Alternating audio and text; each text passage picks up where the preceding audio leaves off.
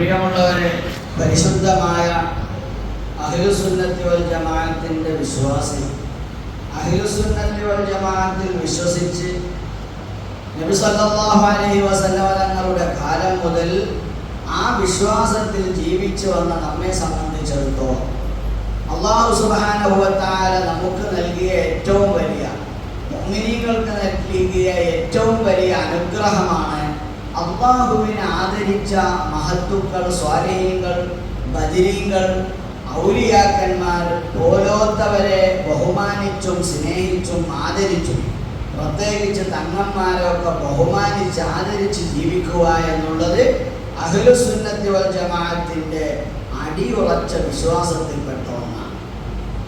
നമുക്കറിയാം, പരിശുദ്ധമായ റബീഉൽ അവ്വൽ 1 മുതൽ 12 വരെ ഹബീബായ സല്ലല്ലാഹു അലൈഹി വസല്ലമ തങ്ങളുടെ പേരിലുള്ള മൗലിദാണ്. റബീഉൽ അവ്വൽ കഴിഞ്ഞ് റബീഉൽ ആഖിറായപ്പോൾ ഗൗസുൽ ആലം ശൈഖുൽ ഇൻസി വൽ ജിന്ന് അശ്ശൈഖ് മുഹയ്യിദ്ദീൻ അബ്ദുൽ ഖാദിർ ജീലാനി ഖദ്ദസല്ലാഹു സിർറഹുൽ അസീസ് അവരുടെ പേരിലുള്ള മൗലിദ് ആണ്ടാണ് റബീഉൽ ആഖിർ 1 മുതൽ 11 വരെ. ജമാഅത്തുൽ അവ്വൽ ഇന്നിപ്പോൾ 2 or 3 ആയി. ജമാഅത്തുൽ അവ്വൽ 1 മുതൽ മഹാനായ അശ്ശൈഖ് അഹ്മദുൽ കബീർ റിഫായി ഖദ്ദസല്ലാഹു സിർറഹുൽ അസീസ് അവരുടെ ആണ്ട് ദിനമാണ്.